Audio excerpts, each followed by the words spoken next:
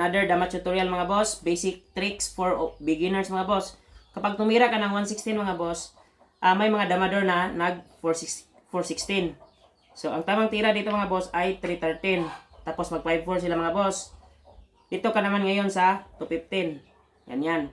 So maraming pwedeng itira ang dilaw. Pwedeng sayangin, pwedeng magpakain dito, pwede dito, at pwede ring 313. Halimbawa lang mga boss na nag 9-5 kasi ang akala niya makakalamang na siya sa posisyon. Pero hindi niya alam na talo na pala ang dilaw mga boss. Dito ka lang titira mga boss sa 15-15. So syempre, hindi kakain ang dilaw dito. Dito siya kakain mga boss. Tapos pagkain ka ulit sa 16-14. Ganyan. Tapos 7-2 or 6-2. Pwede lang. Kahit saan mga boss. Halimbawa 7-2. Ganyan. Pagkain niya mga boss, dama ka na sa 9. Okay mga boss, makukuha ito. Yun lang mga boss for beginners. Sample variation lang naman yun mga boss, di ba?